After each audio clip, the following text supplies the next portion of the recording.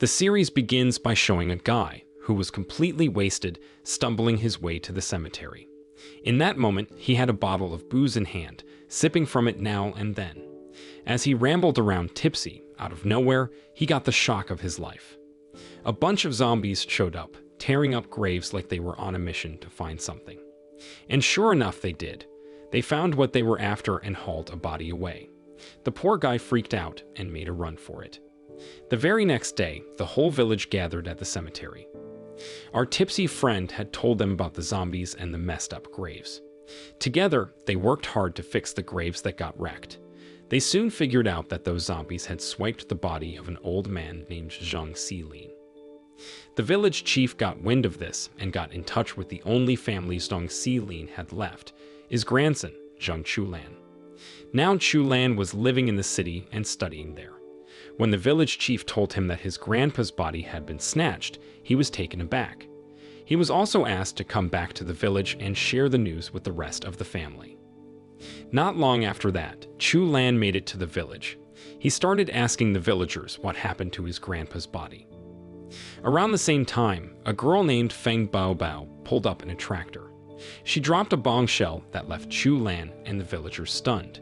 There, Bao claimed to be Li's granddaughter and Chulan's sister. Hearing that, Chulan and the villagers were skeptical at first. They had lived in the village for 14 years, and Li had never mentioned any family besides Chulan. But when Bao showed them a family photo, the villagers started to believe that she really was Chulan's sister. However, Chulan still insisted that he had no family besides his grandpa. Later that evening, Chulan paid a visit to Li's grave.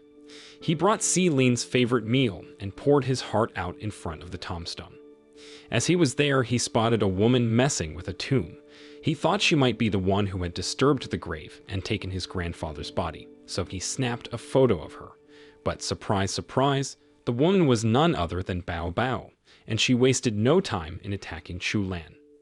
Then she dragged him and tossed him into a pretty deep grave. Chulan, curious about Bao's true intentions, confronted her. He already suspected she had lied to him and the villagers about being Li's granddaughter. However, Bao refused to spill the beans because at that very moment, a gang of zombies showed up in the cemetery again. To everyone's amazement, Bao turned out to be quite the fighter, taking on the zombies with her trusty knife. But more zombies kept coming from all sides, so she made the tough call to flee, leaving Chulan stuck in the grave to face the zombies on his own. As Bao approached the cemetery gate, she bumped into a guy named Susan.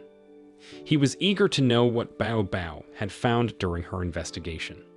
There, she told Susan that she hadn't found any clues because they had taken Li's body the previous night.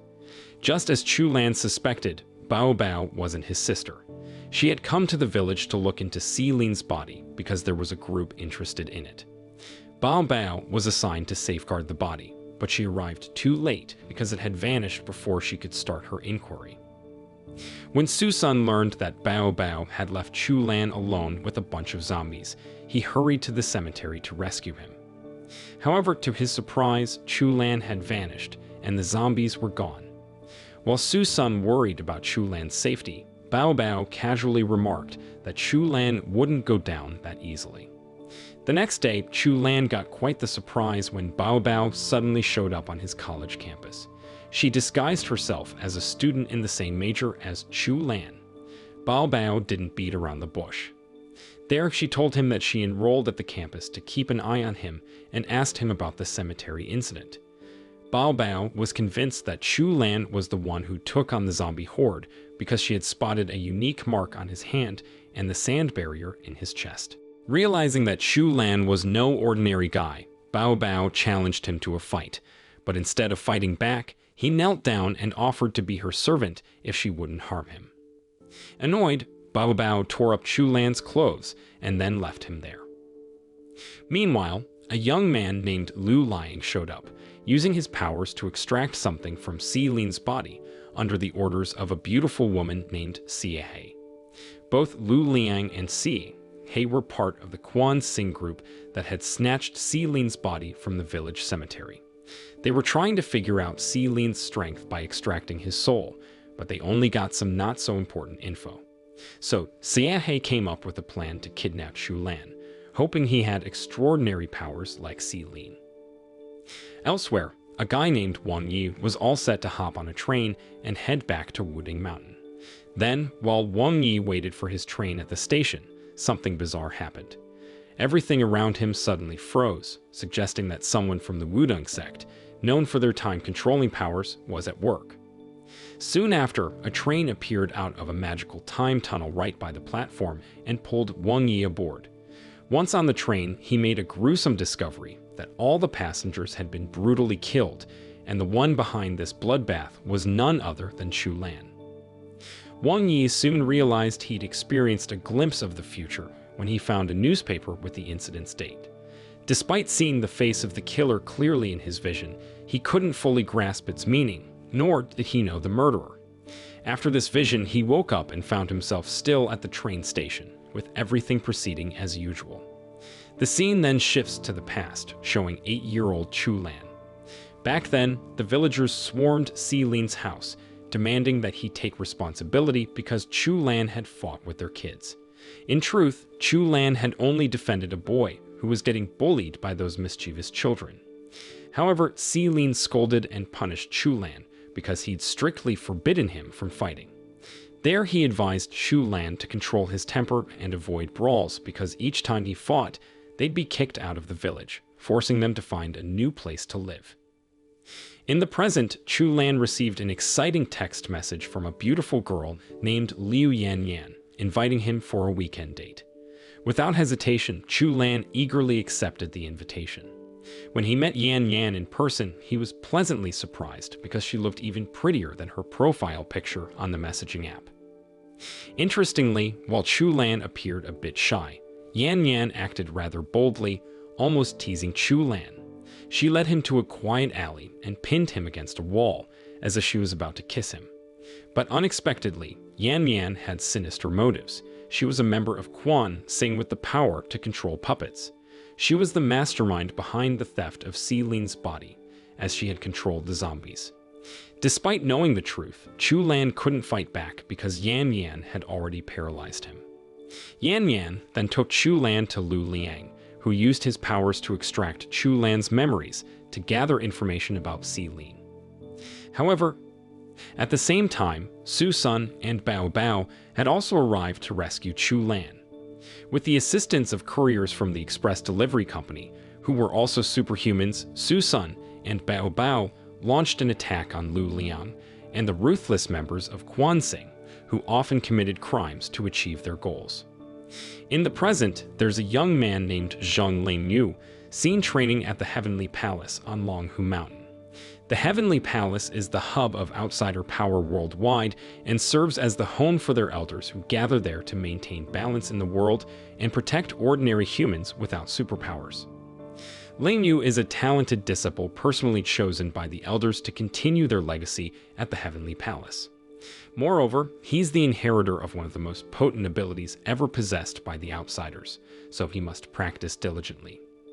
Elsewhere, Yan Yan is being questioned by Su Si, another outsider working for Su Si-un. During the interrogation, Yan Yan revealed that the reason they took Xi Lin's body and abducted Chu Lan was to uncover the secret of Xi Lin's power, known as the Source of Life, because Xi Lin was once the mightiest outsider globally. Yan Yan explained that Xi Lin had previously defeated outsiders who sought to steal his power effortlessly due to his exceptional strength. Meanwhile, the elders in the Heavenly Palace were discussing Xi Lin, who had apparently lived there before, and his real name was Zheng Huiyi. After deciding to leave the Heavenly Palace, Huiyi changed his name to Zheng Xilin and started a family, eventually having a grandson named Chu Lan. Once the elders learned that one of their colleagues had a grandson, they decided to have Ling Yu deliver an invitation letter to Chu Lan. The letter asked Chu Lan to come to Longhu Mountain and participate in a martial arts competition to vie for the title of Heavenly Master. This competition only occurred once every 1,000 years. Meanwhile, back at his apartment, Chu Lan was deep in thought about his grandfather, who turned out to be the most renowned outsider in the world. He pondered the cause of his grandfather's death. If Lin possessed such incredible strength, what could have inflicted injuries so severe that it led to his demise? As Chu Lan continued to mull over this, he was suddenly startled by the appearance of a strange costume doll, which promptly kidnapped him. Chu Lan found himself in a place where he discovered that the outsiders had also abducted him. They wanted to uncover the secret of Lin's strength. At the same time, Ling Yu arrived at the scene, accompanied by 2 disciples from the Heavenly Palace to collect Chu Lan. Despite him being the grandson of Hui Yi, a respected elder in the Heavenly Palace, he wasn't granted special privileges. At that time, Ling Yu had a mission to assess whether Chu Lan possessed superpowers like Lin and was worthy of participating in the martial arts competition. Ling Yu instructed the 2 students to spar with Chu Lan, but Chu Lan lost quite easily because he had no desire to fight anyone, a lesson he had inherited from his grandfather. Ling Yu, thinking Chu Lan was weak, decided to conclude the test by launching the Golden Light Curse, a primary technique of the Longhu Mountain sect. To his surprise, Chu Lan managed to defend against the attack because he had also mastered this technique. Realizing that others outside the Heavenly Palace could master the technique, Ling Yu asked Chu Lan who had taught him. Chu Lan innocently revealed that he had learned it from his grandfather, although initially he didn't know it was a special martial arts technique. Upon hearing this, Ling Yu insulted Chu Lan's grandfather, labeling Hui Yi as a traitor for leaving the Heavenly Palace. Shortly after, Ling Yu unleashed a powerful attack, hurling Chu Lan into a rocky hill behind him. In that moment, he believed he had defeated Chu Lan, but to his surprise, this attack actually triggered Chu Lan's hidden superpower, which he had been concealing as per his grandfather's instructions all this time. Chu Lan recalled several techniques his grandfather had taught him and began using them against Ling Yu. However, he didn't seem keen on engaging in a serious fight with Ling Yu, as he could easily overpower him. Meanwhile, Bao Bao arrived on the scene, visibly annoyed by Chu Lan's easy defeat at the hands of Ling Yu, making her appear weaker than she actually was. Instead of jumping into the fight, she decided to mentally challenge Chu Lan, pushing him to unleash the strength he had been hiding. She knew that Chu Lan was much stronger than Ling Yu. There, Bao Bao didn't hold back. She even gave Chu Lan a slap to snap him out of his complacency and get him to fight seriously. Thanks to Bao Bao's encouragement, Chu Lan regained his confidence and unleashed Lifa, a move much more powerful than Ling Yu's Golden Light Curse, which Ling Yu hadn't mastered yet. In that moment, Ling Yu and his companions were taken aback by this unfamiliar move, as they had never studied Lifa and had rarely seen it in action. However, Ling Yu refused to give up and attempted a move of the same type, Rafa, to match Chu Lan. However, Rafa was nowhere near as advanced as Lifa, allowing Chu Lan to easily break the move and launch a counterattack that overwhelmed Ling Yu. Amidst the battle between Chu Lan and Ling Yu, Bao Bao intervened with her weapon, putting an end to the fight. She then pressed Ling Yu to reveal his reason for seeking out Chu Lan. Ling Yu finally halted the brawl and handed Chu Lan an invitation letter. He explained that Chu Lan had been invited to Longhu Mountain to participate in a martial arts competition scheduled for 2 months later. This competition was for the title of Heavenly Master, a title that would be held by the winner for the next 2,000 years. The next day, up on Wudang Mountain, Wang Yi became intrigued when he heard his friends discussing rumors about a martial arts competition participant who was rumored to have the ability to defeat Ling Yu. Soon after, he approached his friends and asked about these rumors, because he had also received an invitation to participate in a martial arts competition at Longhu Mountain.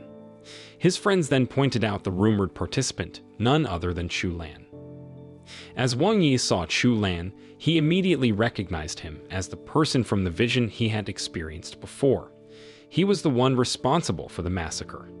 At that moment, Wang Yi had another vision where he found himself on the same train, meeting Chu Lan, who surprisingly knew his name. In the vision, Chu Lan informed Wang Yi that he had been expecting him, leaving him even more intrigued about Chu Lan. After learning that Chu Lan had only 2 months to prepare for the martial arts competition at Longhu Mountain, Bao Bao took him to a villa in the forest for training. There she advised Chu Lan to enhance his focus, allowing him to control his inner energy, or Kai effectively, thus unlocking his hidden potential. Bao Bao clarified that her training methods aimed to maximize Chu Lan's strength because winning the competition and obtaining the title of Heavenly Master could help him uncover the truth about his grandfather and the secret of his strength. Si Lin had caught the attention of many people.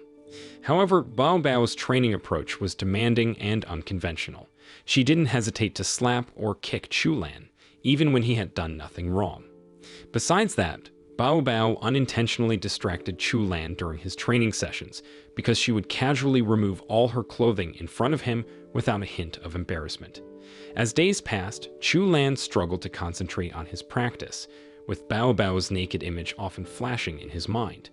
Recognizing that his focus was slipping due to his thoughts about her, Bao Bao devised a plan to help him regain his focus on serious training. In the evening, Bao Bao threw a party for Chu Lan and invited several attractive and seductive women to the gathering, hoping that they would divert his desires and enable him to refocus on training. Surprisingly, he became furious and disappointed with Bao Bao, feeling that she had belittled him by assuming he could easily engage with these women. This unexpected reaction deeply disappointed Chu Lan, who had regarded Bao Bao as his caring older sister because she had been the only person who cared for him. Annoyed, he decided to leave the party, but Bao Bao threatened him, demanding he return. Nevertheless, Chu Lan was so disillusioned with Bao Bao that he paid no heed to her threat and walked away, leaving her behind. As Chu Lan vented his frustration by drinking on the roadside, he was taken aback by the arrival of a beautiful girl named Feng Sheyan, who offered him a ride. Chu Lan, under the influence of alcohol at the time, accepted Sheyan's offer without realizing that she also had an interest in him due to his strength, similar to the Quan Xing group. The following day, Sheyan introduced Chu Lan to her father, Feng Zhenghao, who served as the CEO of the World Union, a multinational company with a significant role in secretly monitoring the outsiders, much like the express delivery company. Upon learning that Chu Lan was the grandson of the world's greatest outsider, Zheng Hao attempted to persuade him to join the World Union. In an enticing offer, Zheng Hao even promised Chu Lan that he could marry Sheyan if he agreed to join. While Chu Lan faced a tempting proposition, Bao Bao was dealing with frustration after his abrupt departure. Su Sun and Su Si, observing Bao Bao curled up on the sofa all day, grew curious because they had never seen her in such a sad and frustrated state before. Bao Bao, feeling guilty towards Chu Lan, contemplated apologizing and sought advice from her seniors on how to earn Chu Lan's forgiveness. Unexpectedly, Su Sun and Su Si attempted to dress her according to their own preferences for women, resulting in an unusual appearance that didn't match her personality. At the same time, Yan Yan, who had joined the express delivery company, entered the room and suggested a more feminine look for Bao Bao, presenting the image of a cute and gentle girl that Chu Lan preferred. Following that advice, Bao Bao donned a floral dress and high heels, despite her unfamiliarity with walking in high heels.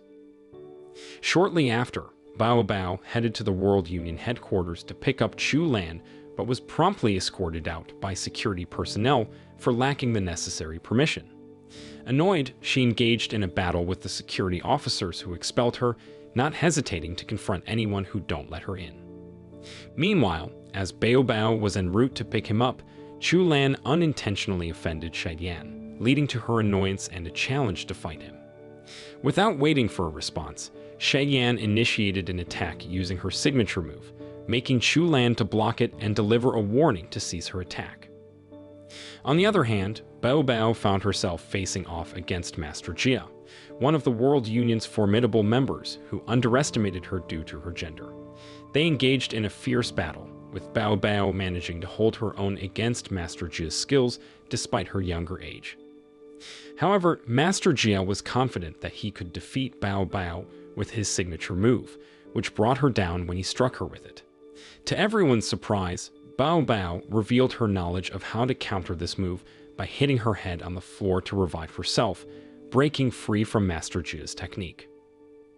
Recognizing Master Jia as a formidable adversary, Bao Bao decided to fight seriously. Her first move was to remove the high heels she was wearing, which had been hindering her movement. With her high heels off, Bao Bao could unleash her attacks more effectively, ultimately defeating Master Jia. Meanwhile, Shay Yan believed she had Chu Lan cornered and was feeling confident. However, Chu Lan surprised her by bursting into laughter and claiming that her attack had no effect on him. Chu Lan then stood up and challenged Shay Yan, proposing that if he could withstand all her attacks, the World Union must release him without any conditions. Without hesitation, she accepted the challenge, confident that Chu Lan wouldn't be able to endure her assault. To her astonishment, Chu Lan effortlessly withstood all of her attacks. He even closed his eyes and remained motionless, firmly planted in his spot. Admitting defeat, Shay Yan allowed Chu Lan to leave the World Union. Instead of departing immediately, he decided to playfully tempt Shay Yan to become friends with him on a dating app and even asked her to give him another massage. In response to Chu Lan's challenge, Shay Yan grew irritated and unleashed her signature move, striking him with tremendous force that even caused the floor to shatter upon impact. As fate would have it, Chu Lan landed on the same floor where Bao Bao was in the middle of her battle with Master Jia. This unexpected encounter led to a surprising turn of events. Instead of scolding Chu Lan, Bao Bao humbly bowed to him, apologizing for underestimating him.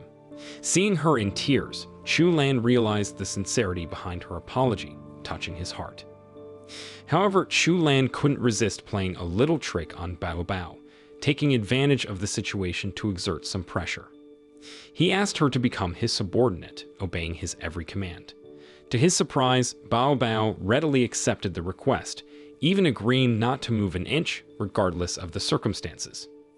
After reconciling with Bao Bao and preparing to leave, Chu Lan faced an enraged Zheng Hao, upset because Chu Lan had refused to join the World Union.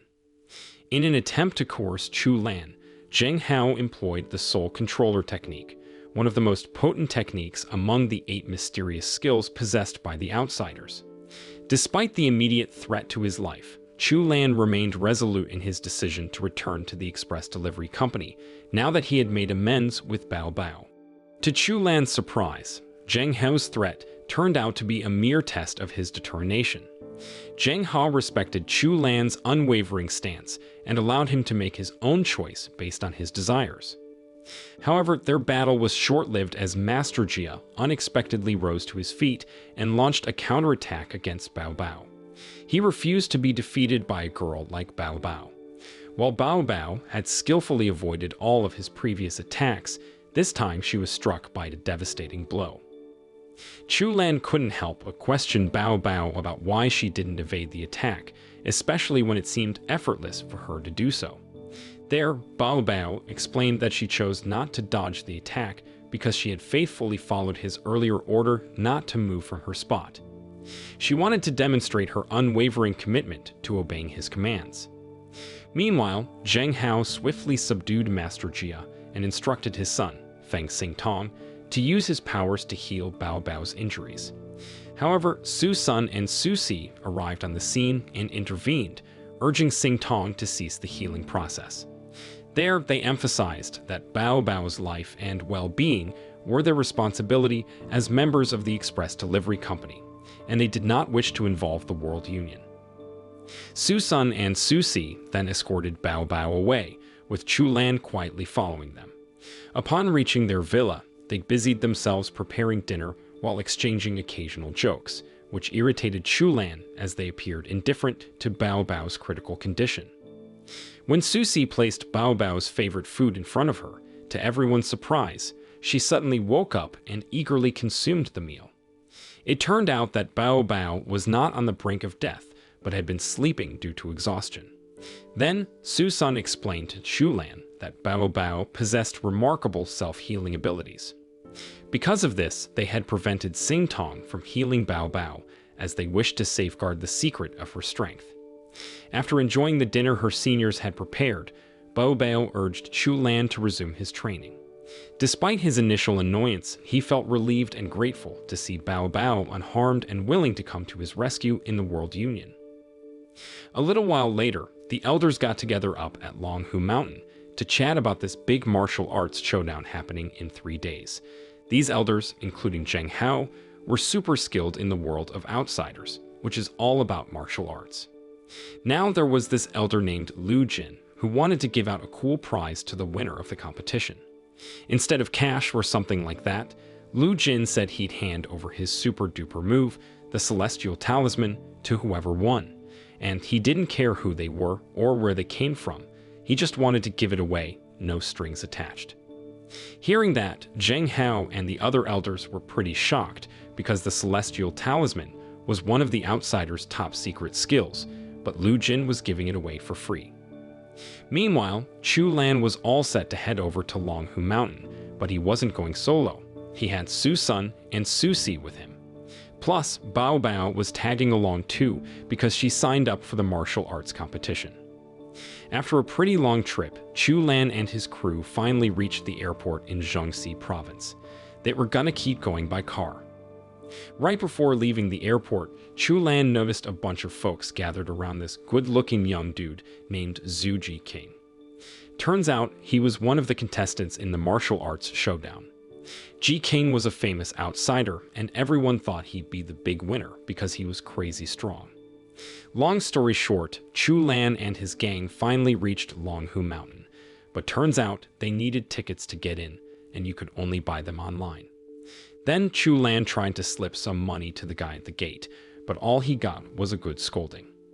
Luckily, Su Sun came to the rescue with tickets for the 4 of them, and once they got inside, Chu Lan and the crew were pretty impressed.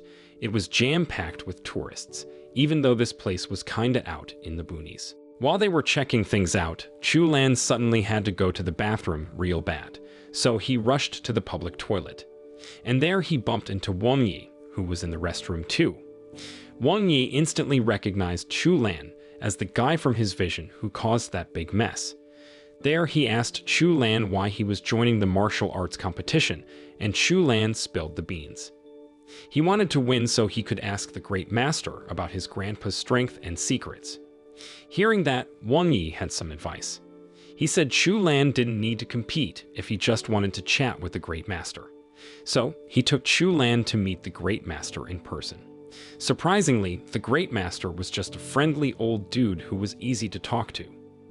When Chu Lan got his chance for a one-on-one, he asked about his grandpa's past and strength secrets. But turns out, the Great Master didn't know squat about it, and he wouldn't spill the beans even if he did. Then, the Great Master gave Chu Lan some advice. He said that if Chu Lan wanted all his questions answered, he should go all out and win the martial arts competition. It turned out becoming the Heavenly Master was the key. Not long after that, Chu Lan and the other competitors headed to the competition spot. They had to cross a super deep ravine using an iron chain connected to Longhu Mountain. While everyone else looked confident crossing the ravine with their strength, Chu Lan was petrified. In that moment, Bao Bao had to give him a little push, and he ended up crawling across the ravine, holding onto that iron chain for dear life. Long story short, they all finally made it to Longhu Mountain and entered the competition arena. Alongside Chu Lan and Bao Bao, there were some notable participants, like Ji King and his little brother, Gong King, who were famous for being super strong. There was Jia Zheng Liang from the Jia family, Hong Wu with fire skills, and Wang Ergu with some crazy superpowers. Also, Shadian and Sing Tong were in the mix, along with Wang Yi from the Wudang sect and Ling Yu representing the Heavenly Palace.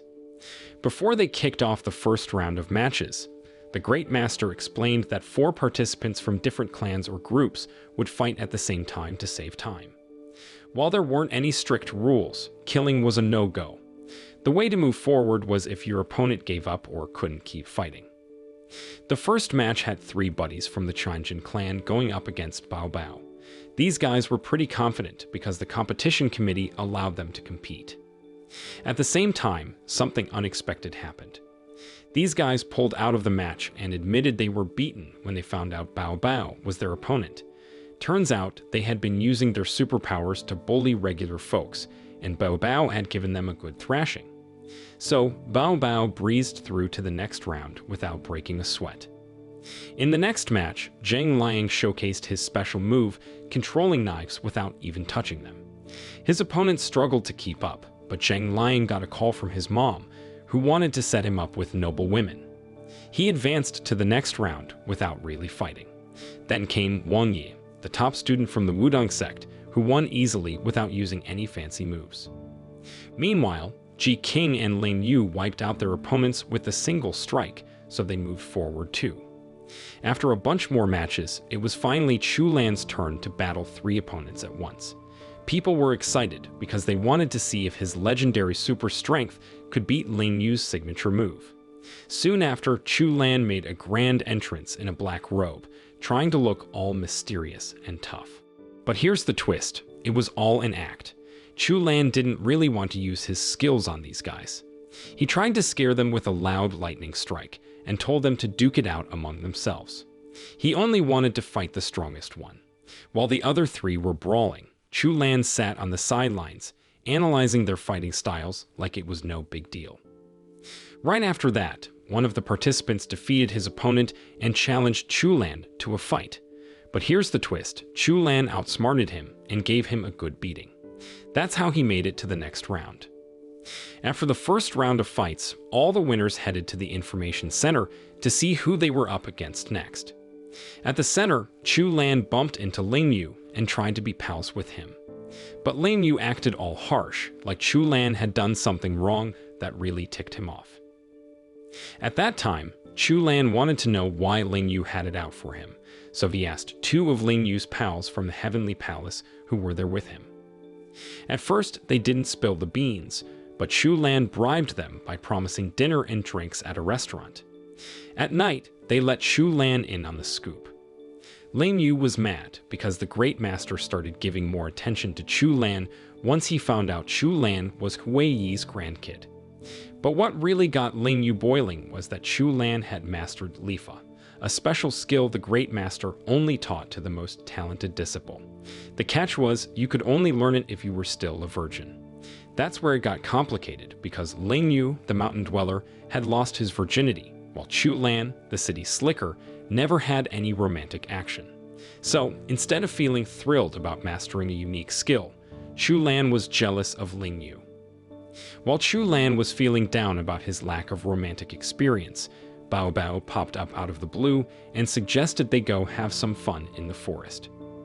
Chu Lan got all excited, thinking maybe Bao Bao wanted to get cozy. But surprise, surprise, Bao Bao dropped a bombshell. She said she captured Chu Lan's next opponent, Shai Tong, and suggested they bury him alive. Apparently, Shai Tong had some seriously awesome skills, and Bao Bao was worried Chu Lan couldn't beat him. However, Chu Lan agreed to the plan, and the next day, he got the green light to move on to the next round, because Shai Tong didn't show up. While Chu Lan was buying drinks, 2 dudes in black suits showed up and took him to meet the masters. There he met Master Lu and Master Wang, who demanded he hand over the Qi Zhen, which was Hui Yi's most powerful technique. They thought Chu Lan had learned it from his grandpa. There, Master Lu told Chu Lan that the Qi Zhen was a super risky technique, and they wanted to keep it safe. However, Chu Lan insisted he had no clue about it because his grandpa never taught him. But Master Lu didn't take his word for it. He ordered his grandson, Lu Gong, to check Chu Lan's soul to see if he was telling the truth. Just when things were getting dicey, Bao Bao and Susi showed up to rescue Chu Lan.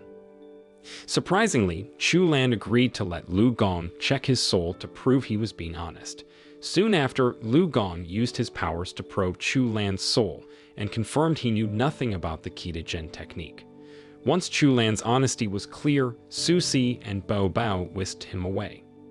In the next round, Bao Bao faced off against Gu, who could read a person's abilities by looking at the color of their soul's aura. But here's the twist, Gu couldn't read Bao Bao's aura because she didn't have one. So she won the match easily. Then, while Chu Lan was heading to meet up with his pals in the audience, he got a text message from someone who claimed to know the truth about his grandpa's death. Curiosity got the best of Chu Lan, so he decided to go to the forest and meet this mysterious person who promised to spill the beans. When he got there, he found out it was none other than Lu Liang. Chu Lan was all set to give Lu Liang a piece of his mind, thinking it was a trap, but Lu Liang explained he just wanted to share the truth he discovered when trying to extract Selin's memories. Chu Lan agreed to let Lu Liang put Selin's last memories into his head. That's when Chu Lan got a huge shock because the person who killed his grandpa was apparently Bao Bao. But Chu Lan wasn't convinced. He pointed out that his grandpa died 12 years ago, and if Bao Bao was the same age as him, she would have been a kid back then. But in the memories, Bao Bao looked all grown up. Despite his doubts, Lu Liang insisted these were Selin's memories, and he told Chu Lan to figure it out for himself, whether Bao Bao was the real culprit or not. Then, once Chu Lan learned the shocking truth about his grandpa's death, he rushed back to the competition arena to find Bao Bao. But Ergu told him Bao Bao had left because their fight was already over. Meanwhile, Su Sun found Chu Lan and looked relieved because he had been searching everywhere for him. Soon after, Chu Lan met up with Su Si-un to ask about what happened when Bao Bao killed his grandpa. But instead of answering, Su Si-un changed the subject and mentioned the Quan Xing group. Out of nowhere, he suddenly attacked Su Si-un with a fatal stab. But here's the twist: the Chu Lan who did the stabbing wasn't the real one. The real Chu Lan was on his way there with Su Sun. When they arrived, they were shocked to find Su Si-un fatally wounded. At that moment, the fake Chu Lan revealed himself and tried to make a run for it. Soon after, the real Chu Lan chased him down and discovered that the imposter was a member of the Quan Xing group, tasked with killing Su Si-un. Even though he knew Su Si-un was on his last legs, Chu Lan couldn't wait any longer to get the truth about his grandpa's death.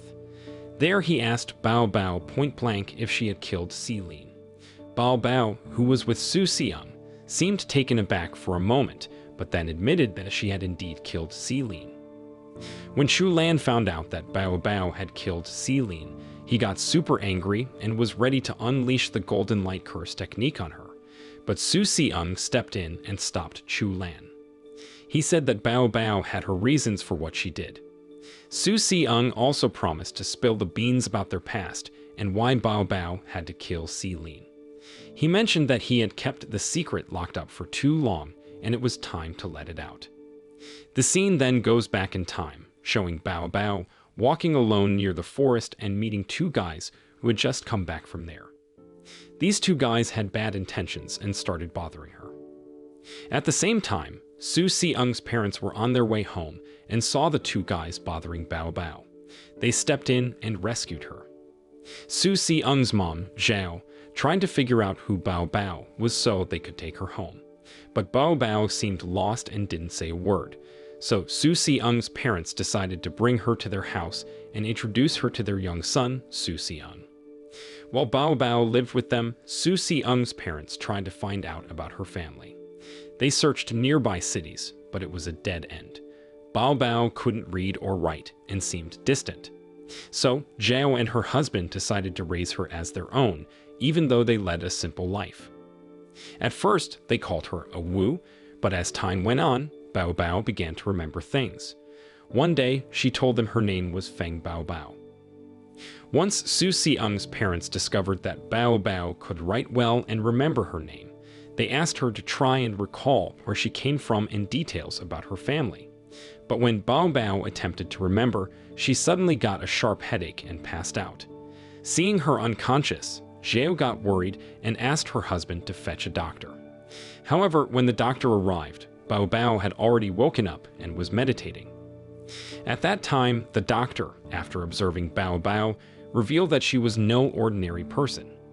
He could tell she was cultivating inner strength, which was something superhumans did. The doctor had trained with a superhuman master who had shared some insights about their abilities, including how they harnessed their powers. Understanding that Bao Bao was special, the doctor cautioned Su Si-un's parents to keep her true nature a secret for their safety. Meanwhile, Su Si-un, aware of Bao Bao's superhuman abilities, asked her to teach him how to unlock his own powers. It turned out he had the potential to become a superhuman, as Bao Bao could sense the energy within him. Since then, Bao Bao continued training Su Si-un to awaken his powers until he turned 13. Meanwhile, the folks in the neighborhood began to get curious about Bao Bao because she never seemed to age. She looked exactly the same, like she was some kind of immortal. They asked Zhao about it, but she couldn't explain either, as she didn't know much about Bao Bao's background. Instead of worrying about what others thought, Zhao and her husband decided to officially adopt Bao Bao as their daughter and had a family photo session as a keepsake, knowing that Bao Bao was delighted because she finally had a loving family. Sometime later, when Bao Bao was out gathering firewood, she stumbled upon her village, which had been attacked by ruthless bandits. These bandits didn't hesitate to harm the villagers, including Su Si-ung's father. Devastated by her husband's death, Zhao ordered Bao Bao to take revenge by killing the bandits. Without a second thought, Bao Bao used her superpowers to eliminate the bandits because she couldn't bear to see Zhao in pain over her husband's death. But instead of being grateful, Zhao became fearful that Bao Bao might lose control and harm them one day. So she left Bao Bao in a hut in the middle of the forest and walked away. Several years later, when Su Si-ung had grown up, he ventured into the forest to find Bao Bao. But when he got there, the hut was abandoned and Bao Bao was nowhere to be found. Nonetheless, he didn't give up and continued searching for her. After some time, Su Si-ung started working as a courier, hoping to travel all around the country to find Bao Bao. But even after he set up his own delivery service company to broaden his search, he still couldn't locate her. That is until one day, during a visit to his uncle who lived in Southeast Asia, Su Si-ung spotted Bao Bao. At that time, she was in a sorry state, stealing food from a restaurant. Instead of immediately approaching her and taking her home, Su Si-ung decided to follow her discreetly to be sure it was really Bao Bao he saw, given her bad appearance, making her look like a homeless person. However, when Su Si-ung was about to reach out to Bao Bao the next day, he discovered that she had been abducted by a human trafficking gang aiming to sell her into prostitution. Without wasting a moment, Su Si-ung sought help from his uncle and gathered all his resources to locate Bao Bao. Eventually, he managed to find her, even though he had to pose as a potential buyer to do so. Now in the present, after Su Si-ung had successfully found Bao Bao and brought her back home, Chu Lan was curious about the connection between their family and the death of his grandfather. So he asked Su Si-ung about it since he had only heard about Bao Bao's past. In response, Su Si-ung explained that he simply wanted to make it clear to Chu Lan that Bao Bao was a kind-hearted person who wouldn't harm anyone unless it was to save others. Soon after, Su Si-ung went on to recount the war that had taken place between the outsiders and Zhang Xilin. In this conflict, the outsiders sought to obtain Xilin's most potent technique, the Qi Zhen, which happened to be the most powerful martial art in the world. Upon arriving at the battlefield, they discovered that Xilin had managed to defeat the outsiders who had attempted to take the Qi Zhen technique. However, he had also sustained serious injuries in the process. They decided to take Xilin away from the battlefield to tend to his wounds. To their surprise, Xilin recognized Bao Bao and had been searching for her for years. Bao Bao, upon realizing that Xilin knew her, asked him about her family and her origins. However, Xilin refused to provide detailed answers, only telling her that if she wanted to uncover the whole truth about herself, she needed to find his grandson and stay by Chu Lan's side.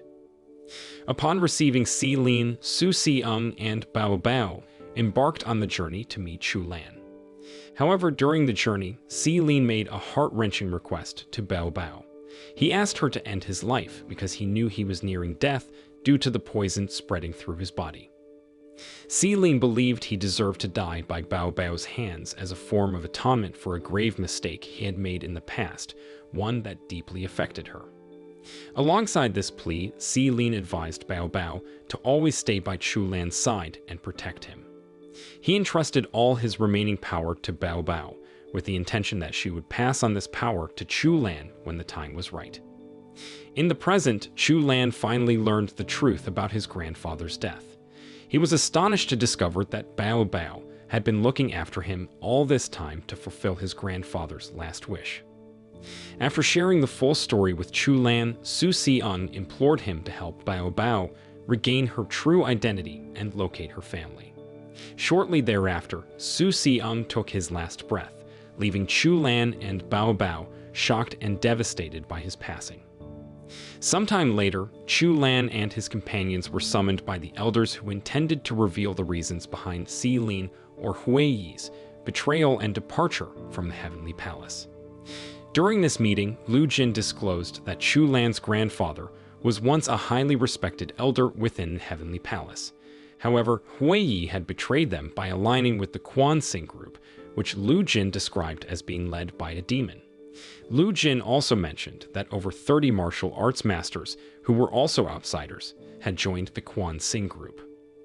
Learning that so many martial arts masters had sided with this evil faction, the Heavenly Palace and other sects had taken action to hunt down and neutralize them before they could wreak havoc and jeopardize people's safety.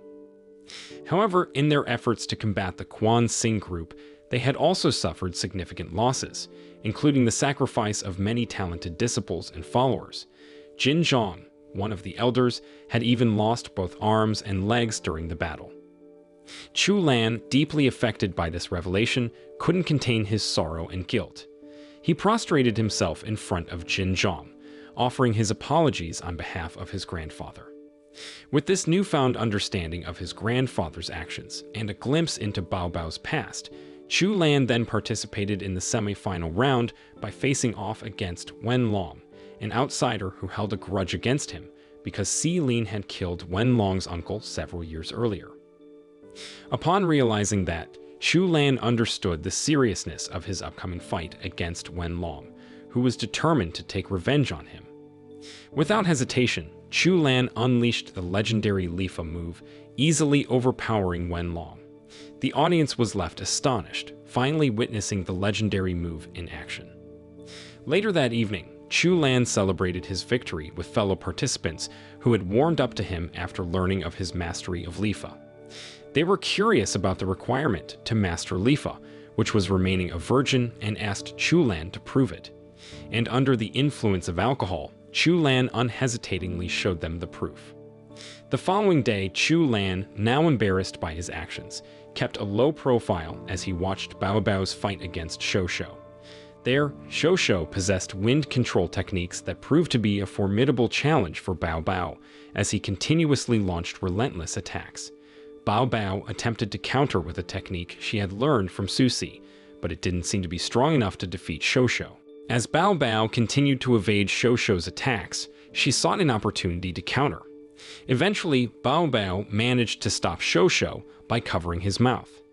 However, this unexpected move caused Shou Shou's soul to exit his body. Bao Bao quickly gathered the fragments of Shou Shou's soul to prevent them from scattering.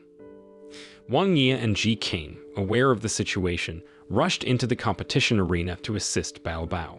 Soon after, Ji Qing created a barrier to contain Shou Shou's soul fragments, while Wang Yi worked to collect them and return them to Shou Shou's body. Their efforts successfully saved Shou Shou's life, and Bao Bao advanced to the next round. Since Wang Yi and Ji Qing were already in the arena, they were instructed to fight each other. Initially, Ji Qing underestimated Wang Yi, attacking him repeatedly with his ultimate technique, Kimin Daojia. However, Wang Yi surprised everyone by mastering the same technique, even surpassing Ji Qing's abilities, and ultimately defeating him. Chu Lan, who watched the match, was then informed that Wang Yi would be his opponent in the next round. Upon hearing this, he signaled to Bao Bao to execute their plan to disqualify Wang Yi from the match, allowing Chu Lan to secure victory without a fight. Then, at night, Bao Bao managed to capture Wang Yi and planned to bury him alive, just like she did with Shi Tong. At that time, Wang Yi attempted to defend himself with his best moves, but they didn't have any effect on Bao Bao. The next day, Chu Lan entered the fighting arena with confidence, thinking that Wang Yi was buried alive by Bao Bao. Just as Wang Yi was about to get disqualified for not showing up, he suddenly appeared, running away from Bao Bao. Bao Bao apologized to Chu Lan for failing to catch him. After Chu Lan's cheating attempt failed, Wang Yi, who was famished from his escape during the night, asked the referee if he could grab a quick meal before the match. Unfortunately, the referee declined his request, so Wang Yi suggested changing the match into an eating competition since he lacked the energy to fight, and the Great Master agreed. Surprisingly, Wang Yi had intentionally turned the match into an eating contest because he had no intention of fighting Chu Lan. During the competition, Wang Yi shared his vision of the future with Chu Lan. In this future, Chu Lan advised him to warn his present self against digging into his grandfather's and Bao Bao's past. She cautioned that the future he saw would come true if he continued uncovering the truth about them. Learning this, Chu Lan was determined to continue uncovering the truth, reassuring Wang Yi that the future could still change. She also expressed her intent to learn about Bao Bao's past, hoping that Bao Bao would find her real family and discover her true identity as a way of repaying her kindness for caring for her since childhood. Realizing he couldn't change Chu Lan's mind, Wang Yi decided to yield and let Chu Lan advance to the next round. The next day, Chu Lan and Bao Bao appeared in the competition arena, leading the audience to believe they would witness an intense battle. However, to everyone's surprise, Chu Lan and Bao Bao pretended to fight carelessly, angering the audience and prompting them to want to teach the two a lesson for fooling around. Not long after, Chu Lan was declared the winner, securing her spot in the final round, where she would face Zheng Lingyu for the title of Heavenly Master. The day before the final match, Bao Bao took Chu Lan to a hilltop to teach her a special technique that would allow her to briefly connect with Si Lin's spirit. Si Lin seemed proud of Chu Lan for reaching the final round of the martial arts competition at Longhu Mountain. He encouraged Chu Lan to give it her all in the match and become the Heavenly Master, just like he had been. Recalling her grandfather's message, Chu Lan became even more determined to defeat Ling Yu and claim the title of Heavenly Master. Soon after, the battle began with both Chu Lan and Ling Yu using the Golden Light Curse technique they had perfected. However, they were evenly matched, and neither could land a hit. Realizing the Golden Light Curse wouldn't work on Ling Yu, who was also skilled in the technique, Chu Lan unleashed the more powerful Lifa technique. On the flip side, Ling Yu also employed Rafa's technique to counter Lifa. Their extraordinary power caused the competition arena to almost crumble from the impact. Despite the potential danger to the audience, Chu Lan and Ling Yu continued their fierce battle. Eventually, Chu Lan managed to land a decisive blow on Ling Yu. Despite taking a devastating hit, Ling Yu got back up and unleashed a peculiar technique. This technique caused black mud to emanate from his entire body, revealing the true essence of Rafa's technique. As previously mentioned, Ling Yu couldn't study Lifa because he was no longer a virgin. As an alternative, he focused on mastering Rafa, and the black mud that emerged from his body symbolized his impurity. With this black mud, Ling Yu managed to corner Chu Lan multiple times, overwhelming him. In an attempt to escape the black mud, Chu Lan was suddenly visited by his grandfather, who revealed the secrets of maximizing the power of the Lifa technique, which Si Lin had taught Chu Lan years ago. With his grandfather's guidance, Chu Lan broke free from the black mud and harnessed the full potential of the Lifa technique for a counterattack. Another intense battle ensued between Chu Lan and Ling Yu, both delivering powerful blows that eventually caused them both to collapse. At that moment, Chu Lan quickly got back on his feet and gathered his strength for a final attack, using a technique he had developed through training with Bao Bao. Chu Lan managed to overpower Ling Yu with this technique, but Ling Yu refused to give up. He explored various ways to launch a counterattack and realized he could use the same technique, but it was designed to target a specific predetermined foe, rendering it ineffective against Chu Lan. Despite suffering a fatal blow, Ling Yu persevered and prepared for a last-ditch counterattack. As Ling Yu prepared to launch an attack on Chu Lan hurriedly tried to gather his internal strength for a counterattack. To his surprise, he had exhausted all his energy, pushing it to the limit. Helplessly, Chu Lan braced himself for Ling Yu's impending strike. However, before Ling Yu could strike, something unexpected happened, caused Ling Yu suddenly collapsed. Ling Yu believed he had depleted his strength due to excessive use of Rafa's technique. Because he couldn't get up, the referee declared Chu Lan the winner of the martial arts competition, making him the Heavenly Master.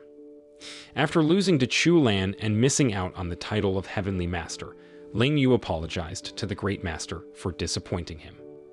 Rather than being upset with Ling Yu, the Great Master appeared pleased and revealed the truth behind Ling Yu's collapse.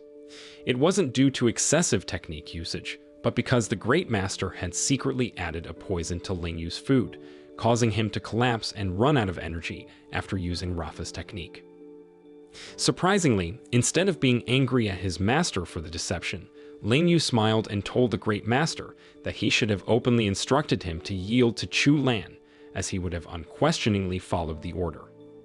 Then, after his victory in the martial arts competition, Chu Lan was called by the masters to receive the celestial talisman technique from Lu Jin. However, he declined the gift, as he wasn't too hungry for power, and he chose to let Ling Yu have it. Initially, Ling Yu also refused the gift because he didn't feel deserving of one of the most potent techniques among the outsider's 8 mysterious skills. In the evening, Chu Lan met with the Great Master to become the Heavenly Master for the 100th time and learn all the advanced techniques. While Chu Lan was being crowned, the Quan Xing group suddenly attacked Longhu Mountain, trying to destroy the martial arts school. Many people joined forces to protect the students and masters from the brutal attackers and prevent them from disrupting Chu Lan and the Great Master's ceremony. At that time, Master Lu Jin and Ling Yu had to face the strongest members of the Quan Xing group, the 4 disasters, but they were struggling, especially because Lu Jin didn't want to hurt Ling Yu, who was nearby. Unfortunately, Lu Jin had trouble controlling his immense strength and told Ling Yu to leave to keep him safe. Meanwhile, Bao Bao and others were defending against the Quan Xing group's attacks. The Great Master attempted 3 times to pass on the title of Heavenly Master, but failed each time. Finally, he asked Chu Lan if he was ready to accept the title. Surprisingly, after such a long and exhausting ordeal, Chu Lan didn't want to become the Heavenly Master and refused all the power that would come with it because he knew that the Great Master would die after passing on the title and his powers to him. When the Great Master found out, he didn't force Chu Lan and decided to assist the other masters in battling Quan Xing's group. Using his incredible strength, the Great Master effortlessly defeated many members of Quan Xing's group with just a simple gesture. Meanwhile, Ling Yu seemed like he was about to confront Sihe, even though he was hesitant because they had a close relationship in the past. Not only that, Sihe was the one who took Ling Yu's virginity, and Ling Yu still had feelings for her. Just then, the Great Master arrived and surprisingly told Sihe to go away, saying her business with Ling Yu was over. After that, the Great Master went to where Lu Jin was struggling to control his strength. Instead of killing the 4 disasters, the Great Master warned them to leave if they didn't want to get hurt, because he would use all his power to stop Lu Jin. Recognizing the Great Master's immense strength, the 4 masters chose to leave right away. Then, after saving Lu Jin and driving Quan Xing's group away from Longhu Mountain, the Great Master went back to the Heavenly Palace. However, when they returned, they found out that someone had sneaked into the Heavenly Palace to kill Master Jinzhong. In that moment, the Great Master and the other masters were deeply saddened by Jinzhong's death, as he was their friend and colleague. While they mourned Jinzhong's loss, Su Sun decided to uncover the truth behind his death by instructing one of his men to use their powers to find the assassin. With the help of one of Su Sun's men, they eventually discovered that the one who had murdered Jinzhong was Gong Xing, a priest who had always taken care of Jinzhong. At that time, Gong Xing had even confided in Hui Yi about his reasons for joining Quan Xing's group, including Qide Zhen technique, which Hui Yi claimed was created for the greater good of the outsider's world. However, Hui Yi believed that revealing this choice would be hard for the other Heavenly Palace masters to understand and could also put Jinzhong in danger, so he had asked Jinzhong to keep it a secret until his death. After Jinzhong's death, the elders quickly convened a meeting because they faced a much larger and more dangerous problem than Quan Xing's group's attack.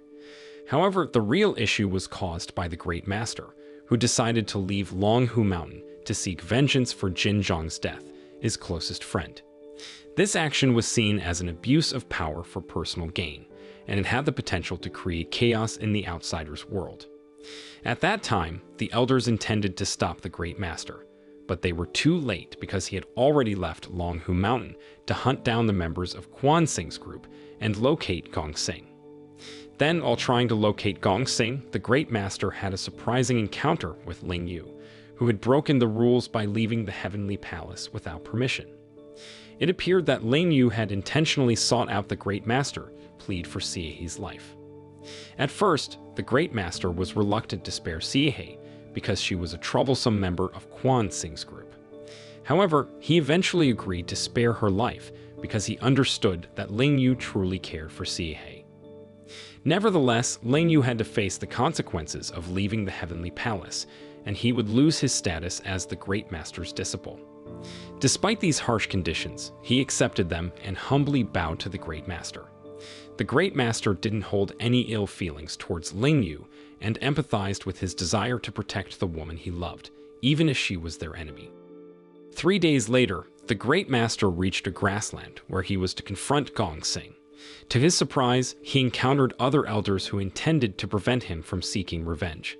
Since they couldn't persuade the Great Master with words, Lu Jin stepped forward to challenge him. However, he proved no match for the Great Master, as their strengths were vastly different. Witnessing Lu Jin's defeat, the other elders decided to allow the Great Master to continue with his plan for revenge. Shortly after, the Great Master finally confronted Gong Sing. Surprisingly, Gong Sing remained calm, even though he knew he had no chance of winning against the Great Master. Before his inevitable demise, Gong Sing posed some questions and requested answers from the Great Master. First, Gong Sing expressed hope that if Chu Lan became the Heavenly Master, no one would dare to disturb him or try to take Chu Lan's late grandfather's Qi technique. It turned out that the Great Master was aware of the secret held by Jin Zhong and Hui Yi, but had chosen to keep it to himself, acting as though nothing had happened. What was even more astonishing was that the Great Master knew all along about the source of the outsider's power, which he said originated from the 24 Seasons cave. After receiving answers to his questions, Gong Sing accepted his fate and allowed the Great Master to end his life. In the days that followed, the Great Master was sentenced to life imprisonment on Longhu Mountain for the serious offense of taking lives for personal reasons. Chu Lan, who knew about this, visited the Great Master to apologize for rejecting the title of Heavenly Master when it was offered. However, the Great Master no longer held any expectations from Chu Lan and told him to capture Lu Lingyang, who possessed Jin Zhong's memories related to the Qi technique and the 24 Seasons cave, potentially leading them to discover Bao Bao's origins. Sometime later, Wang Yi wanted to visit his master at the Wudong sect because his master had refused to meet him after his return from Longhu Mountain.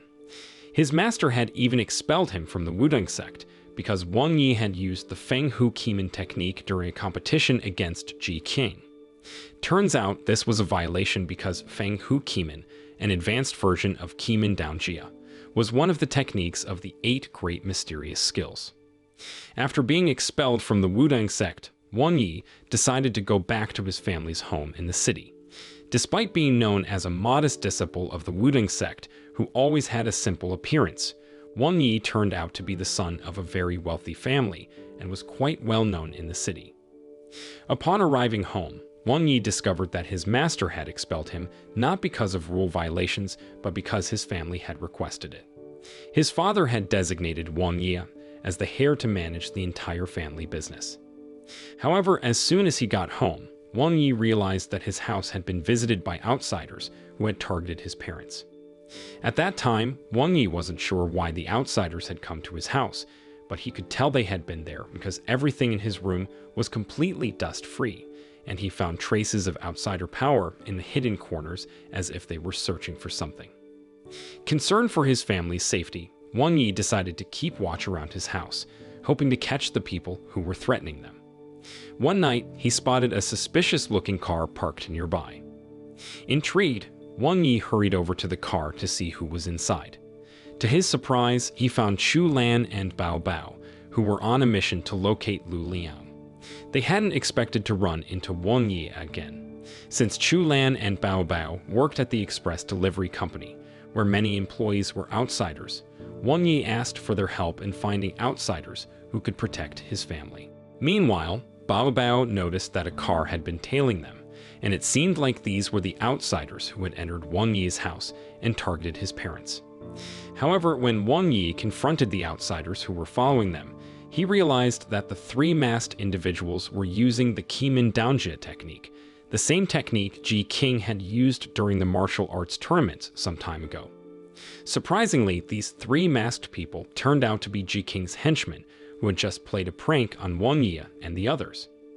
After confirming that Ji King and his group were not the outsiders who had attacked Wang Yi's home, they all sat down to discuss the individuals interested in taking Wang Yi's Feng Hu Kimin technique. Since they had limited information, Chu Lan suggested that they hire someone from the express delivery company to look into this matter. However, Wang Yi had already found a suitable candidate for the job, and that candidate was none other than Chu Lan himself. However, Chu Lan hesitated at first because he had his own mission, but Wang Yi tempted him by offering a generous payment. Upon hearing this, Bao Bao suggested a high price, and Wang Yi readily agreed because money was not an issue for him. With the upfront payment in hand, Chu Lan and Bao Bao embarked on their mission as spies to uncover information about the outsiders who were after Wang Yi's Feng Hu Kimin technique. After a few days of searching, they finally located 11 spies who had been monitoring Wang Yi and his family. However, when they managed to capture these spies, they chose to remain silent instead of revealing who had ordered them to spy on Wang Yi. In that moment, Wang Yi and Ji King didn't want to resort to violence against the spies, so they decided on an alternative approach to discover the person interested in obtaining the Feng Hu Kimin technique. They entered the Deep World, a realm that held answers to any question but at the cost of lives. To access the entrance to the Deep World, Wang Yi and Ji King had to combine their Kimin techniques. Once inside the Deep World, they could seek answers as long as they solved the crystal ball puzzle from the answer key. However, after uncovering the identity of the individual who sought to seize Wang Yi's Feng Hu Kimin technique, Chu Lan did something unexpected. He attempted to learn about Bao Bao's past, putting their lives in jeopardy. Surprisingly, the answer they received was not what Chu Lan had anticipated. It merely showed Bao Bao inside a train carriage. Fortunately, they all managed to safely exit the Deep World, though Chu Lan appeared to be coughing up blood, and Ji King's neck had nearly been broken due to the difficulty of controlling the immense energy from the Deep World in response to Chu Lan's query. Then, after helping Wang Yi gather information about the person interested in his Feng Hu Kimin technique, Chu Lan and Bao Bao decided to continue with their mission. While on his way, Chu Lan received a text message from an unknown number. The message urged Chu Lan to come to a specific location if he wanted to learn the truth about Bao Bao.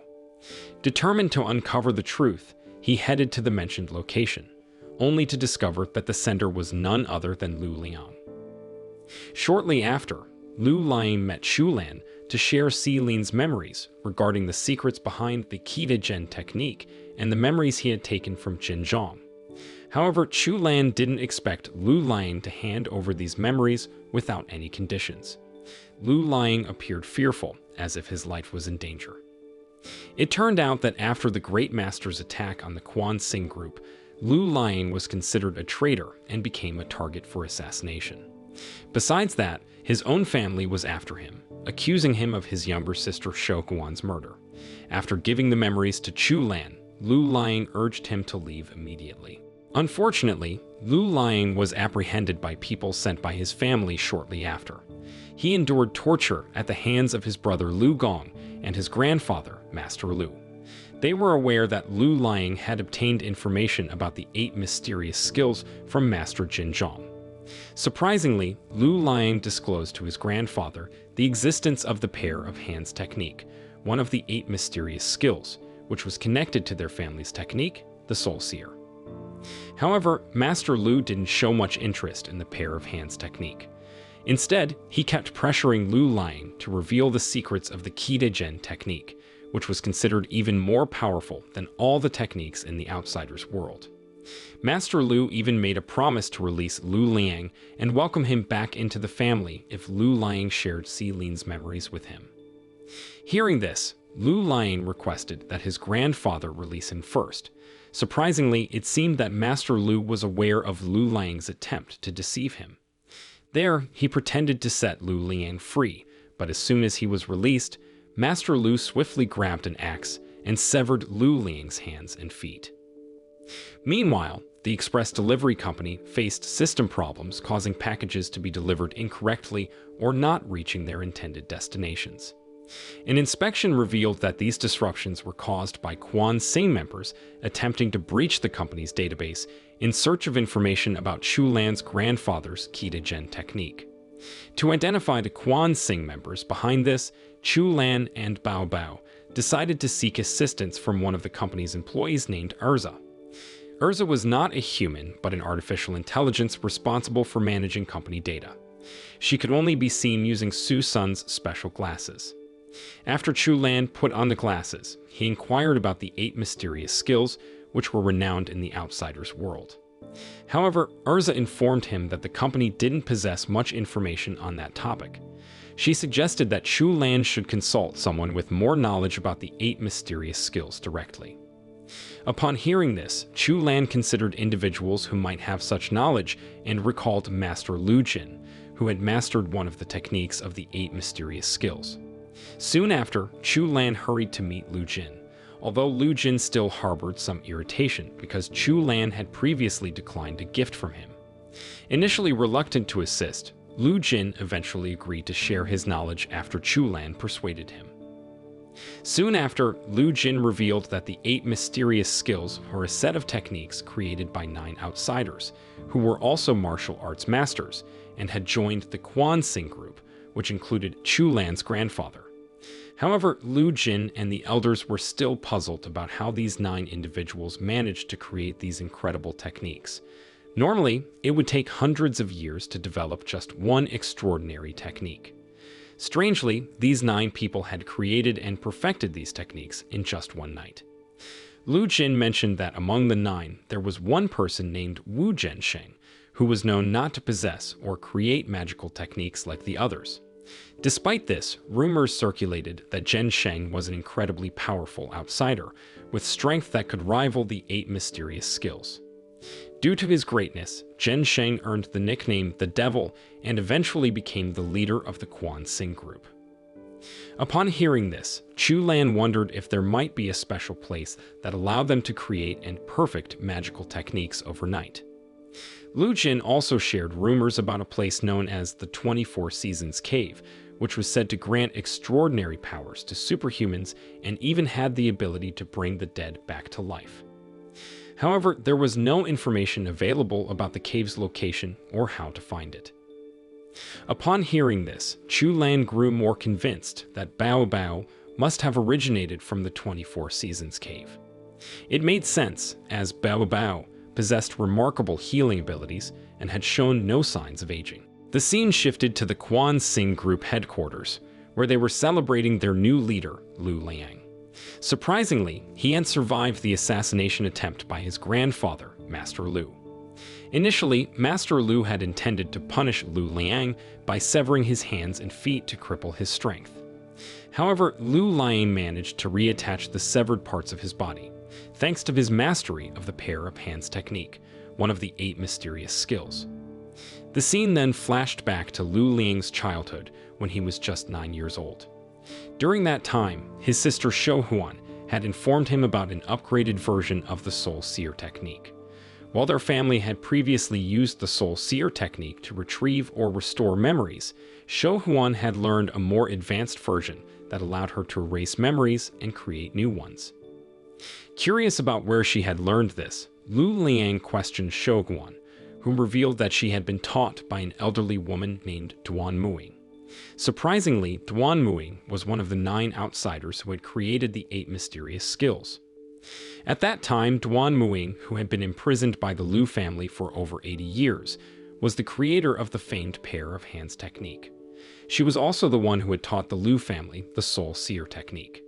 The Lu family had initially captured Duan Muing with the hope that she would pass on the pair of hands technique to them. However, Duan Muing strongly resisted sharing this mystical technique, even though they had subjected her to torture and years of imprisonment. Master Lu, however, didn't give up easily and continued his efforts to obtain the pair of hands technique. One of his methods involved periodically drawing Duan Muing's blood and then transfusing it into each new family member. He believed that the pair of hands technique could be inherited through blood based on his extensive research. However, despite several generations of such efforts, not a single member of the Lu family had successfully inherited the pair of hands technique from Duan Muing. On the other hand, without the knowledge of Master Lu and the rest of the Lu family, Shou Huan would secretly visit Duan Muing out of compassion for the woman's plight. However, Duan Muing saw an opportunity in Shou Huan's kindness. She used her powers to transfer her own soul into Shou Huan's body, thereby liberating herself from the prison where she had been confined for over 80 years. After successfully transferring her soul into Shou Huan's body and gaining her freedom, Duan Muing quickly departed from the Lu family's residence. At that time, the family was joyously celebrating the arrival of a new member. Lu Liang, however, discovered that Shou Huan had mysteriously vanished from the house, so he set off to find her. Soon after, Lu Liang tried to persuade Shou Huan to return home, but she paid no heed to his words. Their journey led them to the edge of a cliff. It was there that Duan Muing, now inhabiting Shou Huan's body, deliberately used the pair of hands technique on Lu Liang, causing him to push Shou Huan's body, which led to her falling into the abyss below. In the present, while investigating the Quan Xing group, Chu Lan stumbled upon a shocking discovery that Lu Liang was still alive and had risen to become the leader of the group. As the new chairman, Lu Liang was determined to consolidate his power, even if it meant resorting to violence against those within the Quan Xing group who resisted recognizing him as their leader. Aware of Lu Liang's willingness to commit massacres for his goals, Chu Lan decided to confront him and understand the reasons behind his actions. Shortly after, Lu Liang revealed to Chu Lan that he had joined the Quan Xing group because he sought to break free from his family's control. When Chu Lan inquired about how Lu Liang managed to escape his family's influence, Lu Liang asked Chu Lan to retrieve the memories he had shared with him some time ago. After handing over the memories, Lu Liang explained that Chu Lan's grandfather had collaborated with Duan Muing, an outsider, to create the Qida Zhen technique. Then Lu Liang disclosed that Duan Muing was the originator of the pair of hands technique, which had the power to erase and replace memories in others. Furthermore, this technique granted immortality by regenerating severed body organs. Upon hearing this revelation, Chu Lan realized that Duan Muing might have erased Bao Bao's memories, causing her to forget everything about him. Understanding that Duan Muing was the mastermind behind Bao Bao's memory loss, Chu Lan and Bao Bao decided to visit a nursing home to search for her. This decision was based on information provided by Erza, suggesting that Duan Muing had been relocated there after the Liu family moved her to that facility. After searching the nursing home thoroughly, Chu Lan and Bao Bao eventually located Duan Muing. Soon after, they hurriedly ushered her into their car with the intention of taking her away. However, their plans took an unexpected turn when Lu Liang suddenly appeared in the car and abducted Duan Muing. Lu Liang transported Duan Muing to a secluded location and attempted to probe her soul to discover the whereabouts of Shou Huan. Despite his efforts, Lu Liang faced continuous failures in his attempts to extract information from the elderly Duan Muing's soul. Unbeknownst to him, Duan Muing's soul had actually transferred into Shou Huan's body. Meanwhile, Chu Lan and Bao Bao managed to track down Lu Liang at the location and witnessed his frustration as he struggled to extract information about his younger sister. Upon learning that Duan Muing's soul had indeed inhabited his sister's body, Lu Liang requested another memory from Chu Lan, one that held the secrets of the origins of the 8 mysterious skills. In return, he offered to cooperate with Chu Lan, explaining that he needed this information to locate Shou Huan, while Chu Lan aimed to uncover the truth about Bao Bao's origins. Hearing that, Chu Lan agreed to this collaboration, and as Lu Lang began to access the memory, they suddenly found themselves transported to a different dimension. This memory revealed the profound connection between Chu Lan's grandfather and the path to the 24 Seasons Cave, where the 8 mysterious skills originated. As they rushed to board the train, Chu Lan had a realization.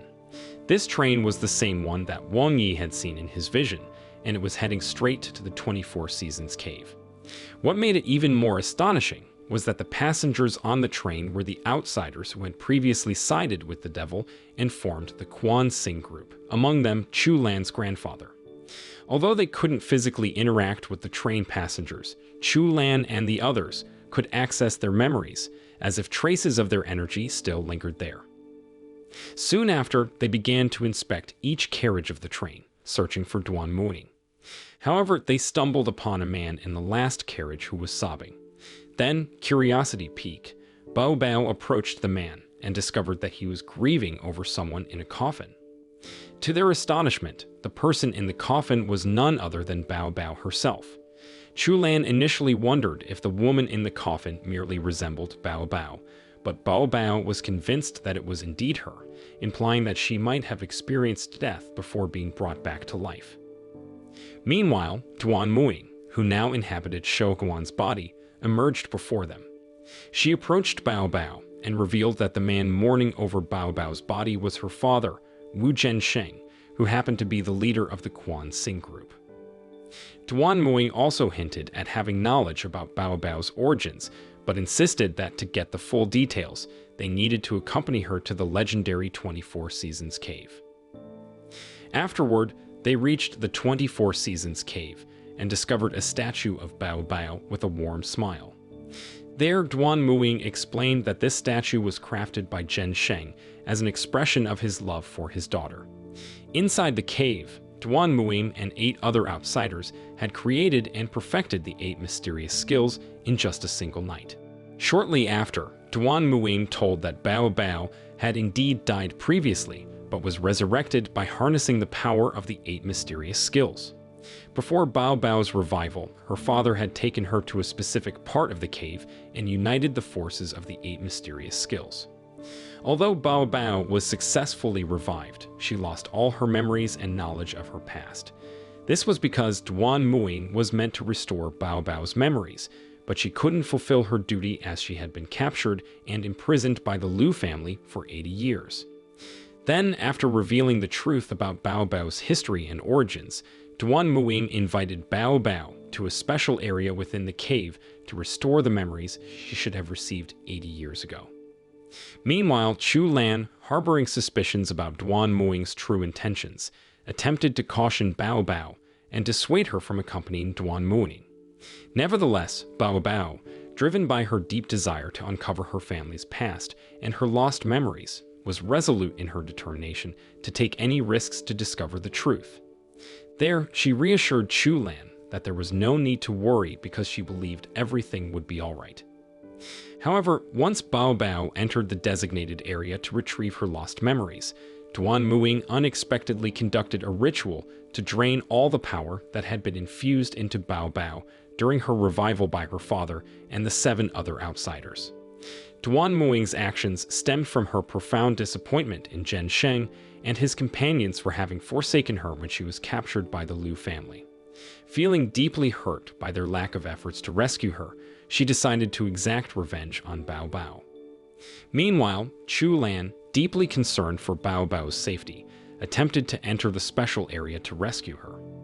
However, he encountered an impenetrable shield that resisted all his techniques, including his Lifa technique. Despite his strenuous efforts to break through the barrier, Chu Lan's endeavors proved futile, ultimately causing him to collapse from exhaustion. As Chu Lan faced what seemed like his demise, he unexpectedly entered a state of consciousness and awakened the long-forgotten Qi technique passed down by his grandfather. Here he unveiled the secret behind the Qi technique. It had the remarkable ability to harness and absorb energy from the surroundings, effectively rendering it limitless in power.